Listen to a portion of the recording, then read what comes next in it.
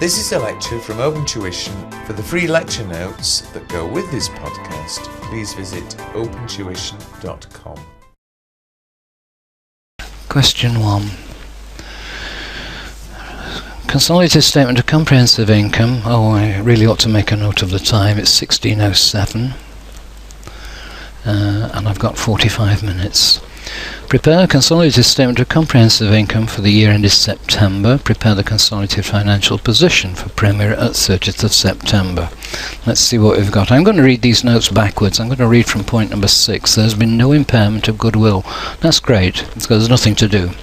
So point number 6, okay, nothing.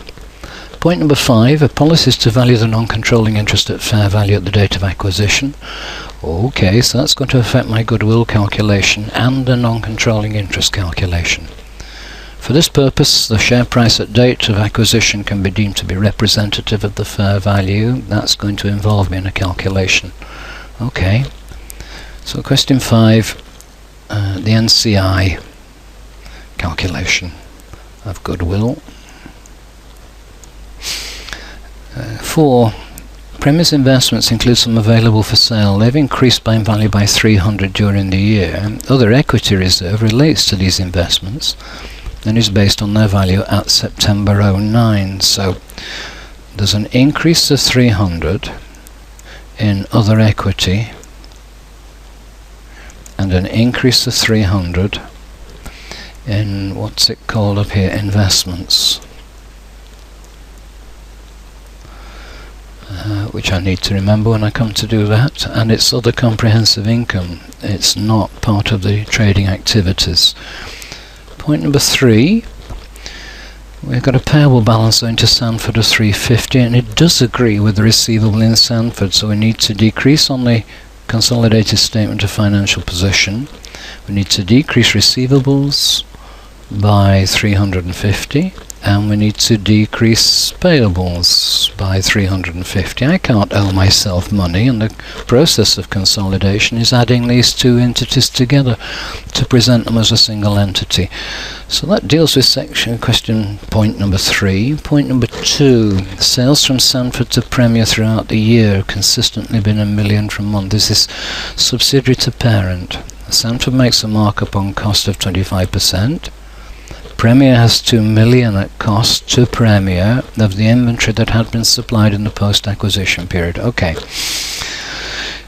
In the revenue, on the statement of income, we need to reduce that by the post-acquisition revenue, and the cost of sales we need to reduce by the post-acquisition element. We acquired these shares in June, so that's June, July, August, that's 4 months. So 4 million coming out of both of those. And then we've also got the PUP calculation, the provision for unrealized profit. And we are told that cost plus profit equals selling price. The profit element is 25%, and it's a markup, so it's a percentage based on cost.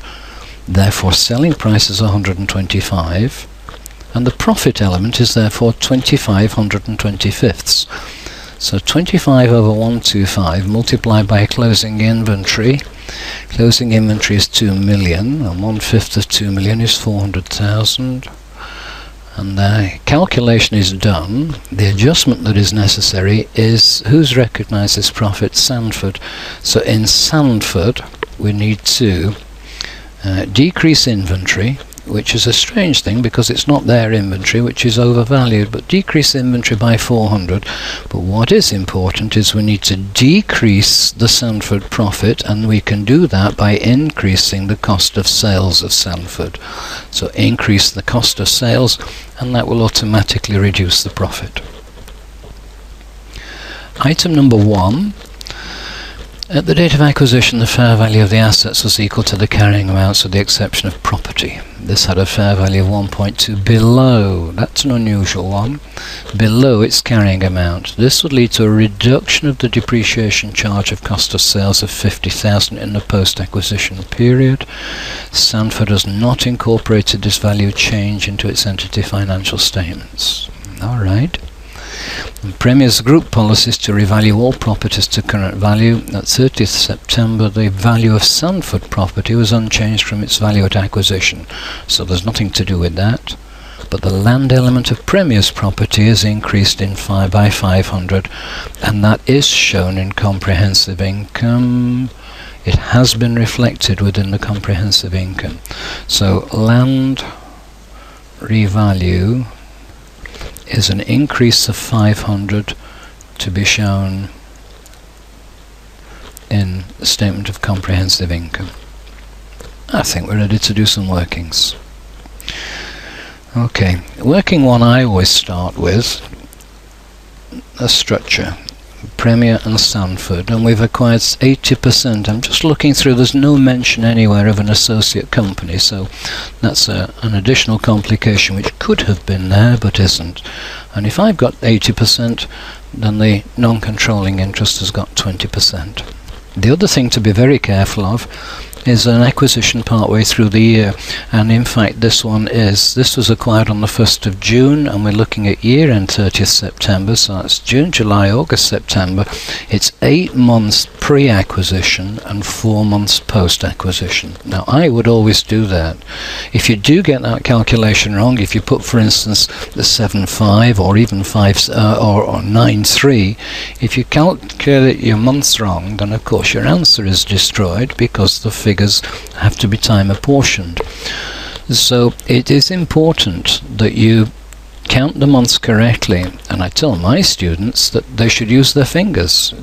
June, July, August, September, I'm counting them now on my fingers, is 4 months, and therefore it must be. But you can calculate even the pre-acquisition again using your fingers. They've got October, November, December, January, February, March, April, May, and then we acquire on the 1st of June. So that's 8 months pre and 4 months post. I'm going to take out that 7 and 9 and 5.3. Working 2 is, so far as I'm concerned, is the goodwill calculation.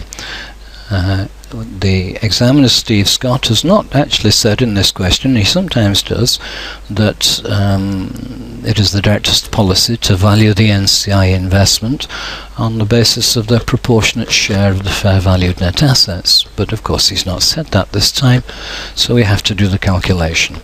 So we need net asset column, we need us, and we need the non-controlling interest column. Now the cost of the acquisition is, again, it's an unusual one. It doesn't often put it in quite so difficult. We acquired 80%. We acquired 80% of the shares of Sandford. Sandford has 5,000 shares. Just check and make sure that those shares are $1 each. Yes, they are. So the $5,000 worth of shares is equal to 5,000 actual number of shares, and we've acquired 4,000. So we have acquired those 4,000, and we have done it on the basis of line 2 of the question. A share exchange of 3 in hours for every 5 in Sandford. So if I take 4,000, divide that by 5, that's equal to 800. And I'm giving 3 shares for each of those. So times 3 gives 2,400 shares issued. That's the value of the shares that we're issuing, and we're also told, the first words in line 5 of the question, that our shares had a market value of $5 each. So 2,400 at $5 is, what's that, 12,000. I'm going to bring these headings down. Net assets, us, and the NCI. It's cost us in shares, it's cost us 12,000. And we need to know what the net assets were at date of acquisition. Well, from the question itself we can see that, oh sorry, I've missed the loan notes. An issue of $100 worth of 6% loan note for every 5,000 shares acquired. And the issue of the loan notes has been recorded. So the loan note, every 500 shares, 4,000 shares acquired. For every 500 we issued 100 loan note. So that's 800, I think. Is that 800? For every 500 we issue, so it's 800, 8,000. Get it right? 800. 800. And that gives me then a total cost of acquisition of 12,800. And now the net assets. Shares in the subsidiary were 5,000. There was no land revaluation reserve, there was no other equity reserve, there were retained earnings. Now when it's a piece, when it's part way through the year acquisition, what I tend to do is work out what the retained earnings were brought forward and then the retained earnings for the year. So retained earnings brought forward were 4,500 now minus 3,900 this year. So retained earnings brought forward was 600, and then we only have to take the time apportioned 8 months of retained earnings. Retained earnings for the year are 3,900, so for 8 months that must be 2,006. And that then gives me the basic value of the assets at date of acquisition. But down in point number 1 we've got the property, the fair value adjustment to the property, which was 1.2 million lower than it was originally stated. There's a depreciation adjustment of 50,000, but that's in cost of sales after the acquisition. Land element of Premier's properties increased by 500, but that doesn't fit in. What we're trying to do with the goodwill calculation is work out the excess value that we have given in exchange for the assets acquired. So 5, 6, 7, 8,000 to 7,000 is the fair value of the net assets acquired, and our share of that 7,000 is 80%, which is 5,600. 7 8 56, and the NCI share is 1,400. They have 20% of those fair valued net assets. So the only thing I'm missing now is the value of the NCI investment, and we're told that they shares had a stock market price of $3.50. And they have 1,000 shares, and that 1,000 shares at $3.50. So the NCI has got 1,000 shares at $3.50. That gives me 3,500 as the value of the NCI investment. Their fair valued shares, their fair valued net assets, is 1,400. So there's goodwill attributable to the NCI of 2001, and there's goodwill attributable to us of 7,002, and that gives me total goodwill of 9,300, which will appear on the statement of financial position. That deals with working 2. I've done the PUP calculation, so we can go straight into working 3, the consolidated retained earnings. And I find that the easiest way of doing this is to set up 2 columns and put in the top line is per question. Consolidated retained earnings per the question. Now because it's an acquisition partway through the year, it's not actually worthwhile putting in straight from the question for Sanford. We can do a shortcut, but per question for us is 12,300, and we know that the Sanford profits this year post-acquisition are 1/3 of that 3,900, so 1,300 are the post-acquisition retained earnings of Sanford. But then we've got the PUP, which we've already worked out. We worked out it was 400,000, and we also put on our workings that the 400,000 has been recognised in the post-acquisition period by Sanford, and therefore we need to deduct those provision for unrealised profits from that Sanford 4 months. We're also told at the bottom of page 2 of the exam, point number 1, had a fair value in excess of 1.2 below its carrying amount. It would lead to a reduction of the depreciation charge, so we've got a depreciation adjustment on the fair value adjustment, a depreciation adjustment which will increase these profits by 50. So that now leaves me with our own profits of 12,003 and a subsidiary profits of 950, and our share of that 950 is 80%. 80% of 950 is 760, and therefore the NCI share, we can actually work that out, is 190. The NCI share of this year's subsidiary post-acquisition profits is 190. Consolidated retained earnings, therefore, the 13,060. From that we would expect to deduct some goodwill impairment, but we're told in point number 6 that there has been no impairment, so that figure is now on the statement of financial position as consolidated retained earnings. Working 4. I tend to split working 4 into 2, working 4A and working 4B. This is the NCI on the statement of financial position, and the NCI, I always do this, is the NCI is 20%. It's so easy to get the wrong percentage in because we've been dealing with 80% up here. We've dealt with 80% our share of those profits. We've got 80% of the assets at date of acquisition. It's so easy to pick the wrong percentage up, so I always put in the NCI percentage. They want their share. They want their share of 20%, therefore, of the subsidiary net assets at the, I'm going to call it balance sheet date. It's easier to say than at the date of statement of financial position.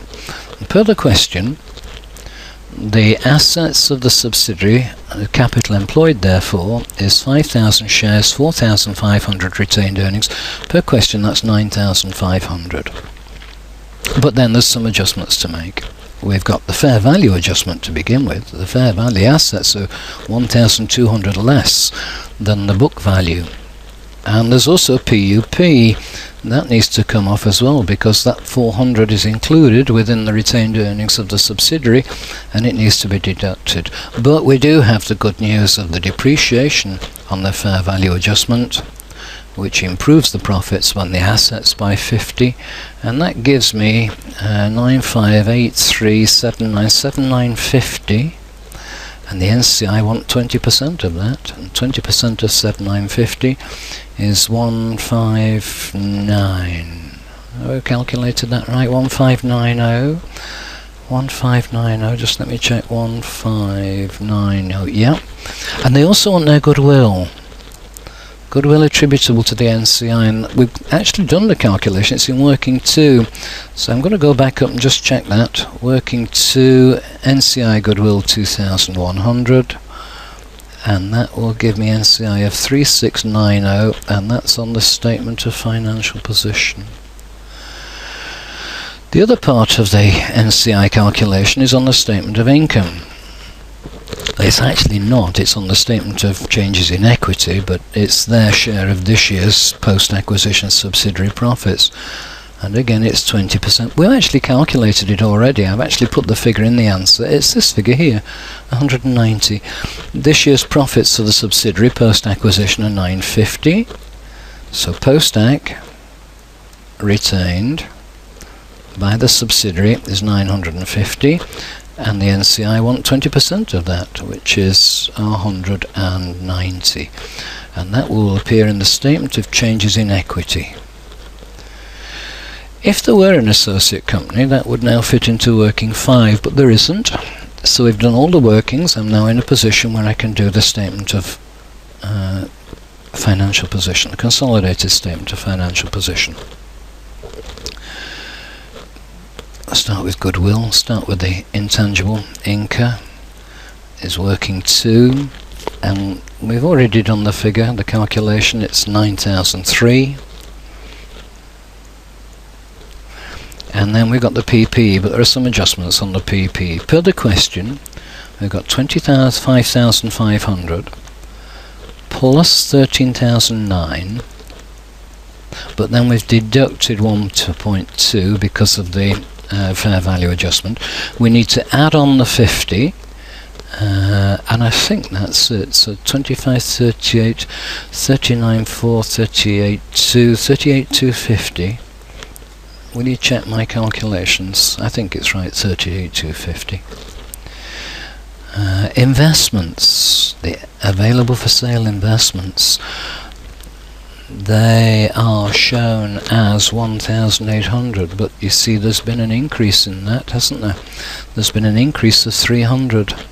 So that gives me 2001.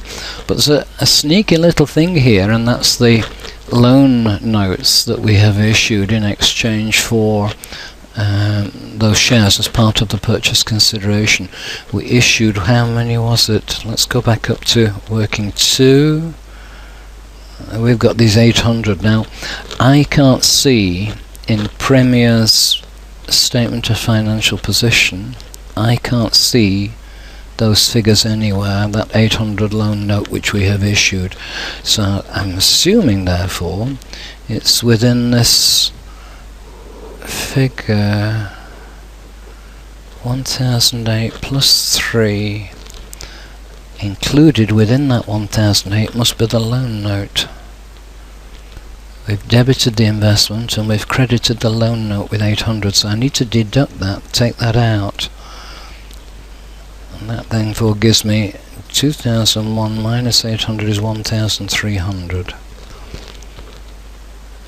Okay.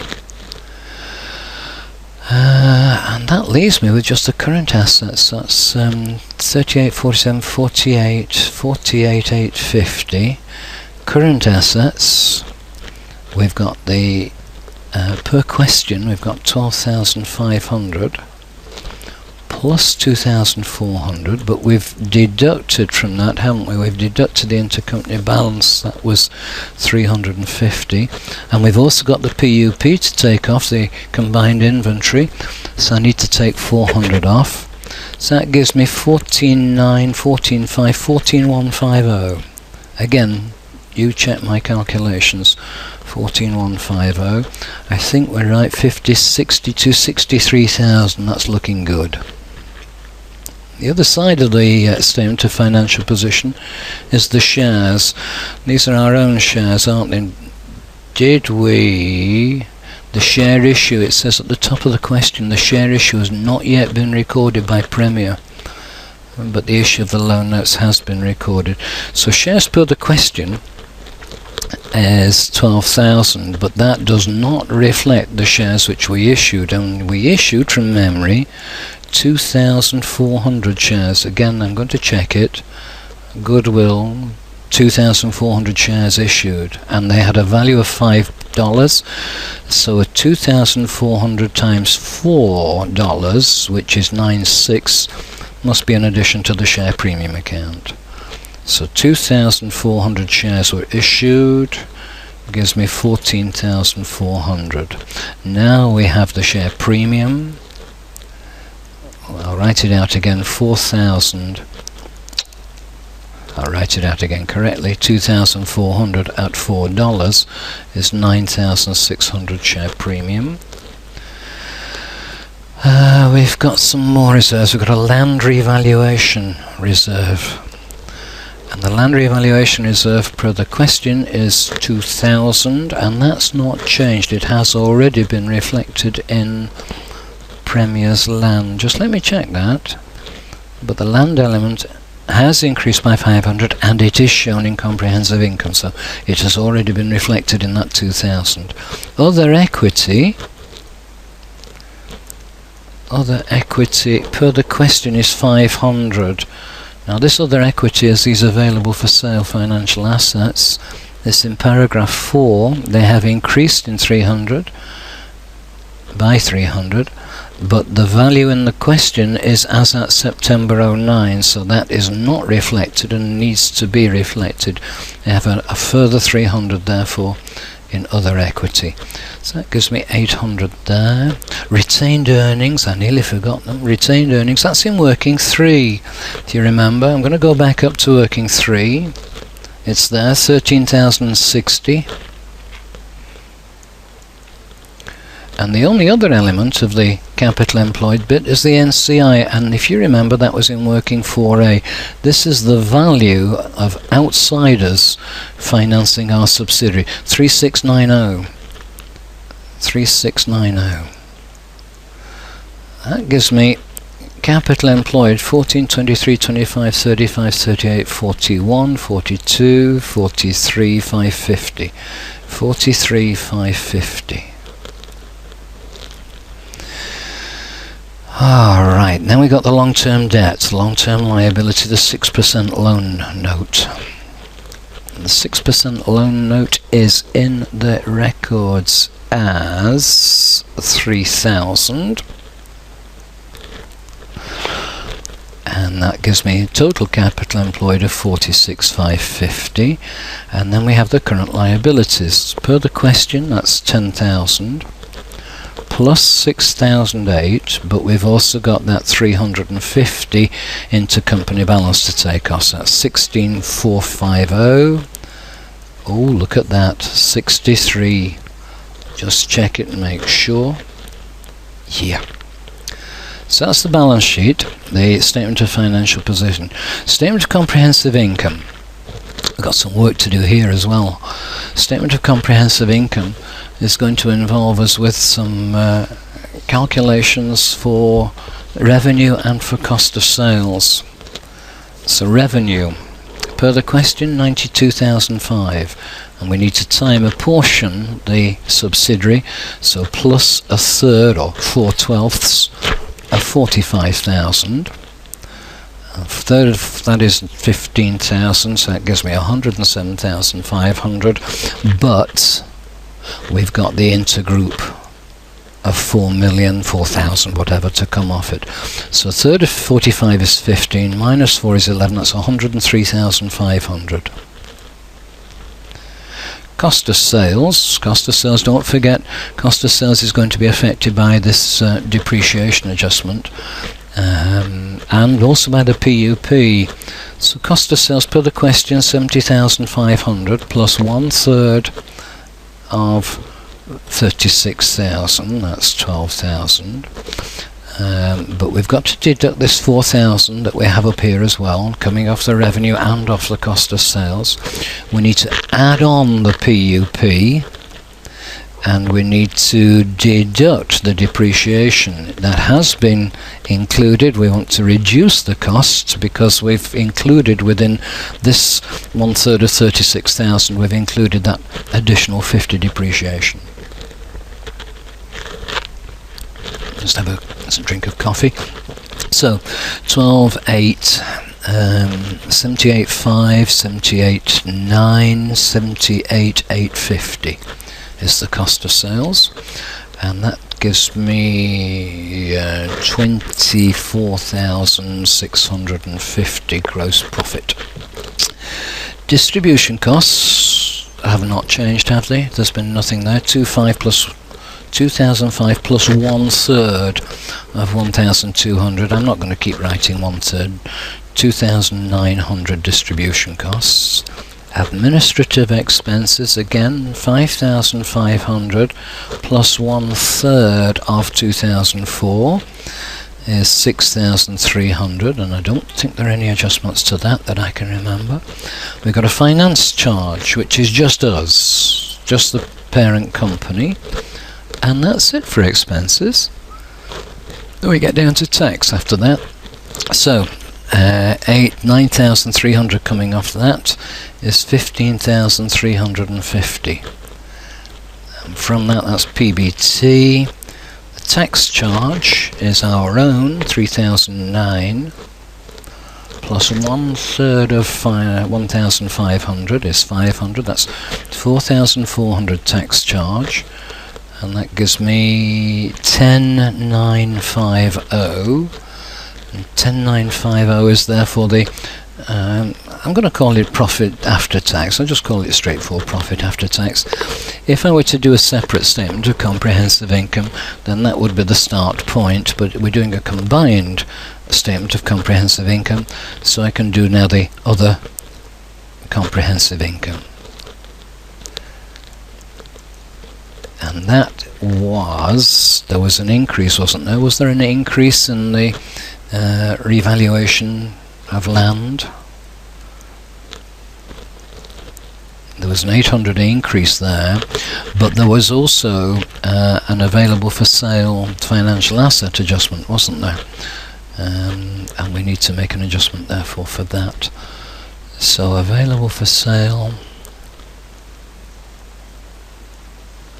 financial asset.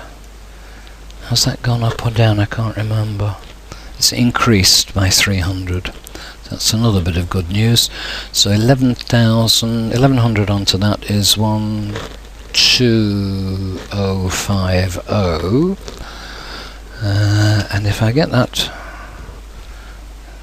1100 12050. No, revalued land is not 800. Revalued land is 500. That's 11750, and we know that's the total income of this amount.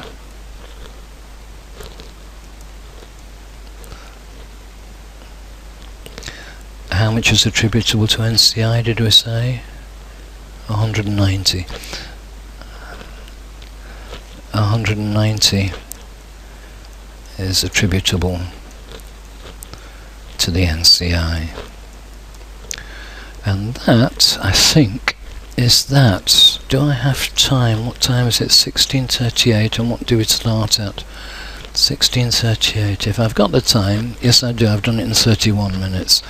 So I've got the time. I'll do the statement of changes in equity. It's not asked for in the question. Statement of changes in equity. It's not asked for, and therefore it's not expected that you should be able to do this within the time allocation, but we'll do it anyway. So we've got share capital, share premium. I'm doing this because you really ought to know how a statement of changes in equity does appear. We've got retained earnings, and then we've got revaluation, land revaluation, and other equity, and we've got the NCI, and it would be nice to do a total column. Brought forward, the brought forward share capital is the share capital in the question because they have not recorded the issue of shares on the acquisition. So 12,000. Share premium, there wasn't one brought forward. And NCI, there wasn't one brought forward. Other equity reserve, there was 500 brought forward. Revaluation reserve was, it's now 2,000, but that includes the 500 which we've revalued this year, so it must have been 1,500 brought forward. And the retained earnings brought forward must have been, well, it's 12,003 now. 12,003 now, and profit for the year is 10,000, so it must have been 2,300 brought forward to 4,003, 16,300 total. And now we can put in the issue on acquisition. I'll just make that legible. Issue on acquisition. We issued 2,400 shares at a premium of 9,006. So that's 12,000. We've got NCI on acquisition, and we know from working to, and again I'm sorry, I need to go all the way back up. Working to there, we acquired 3,500 NCI on acquisition. So 3,500 NCI on acquisition. It needs to go there.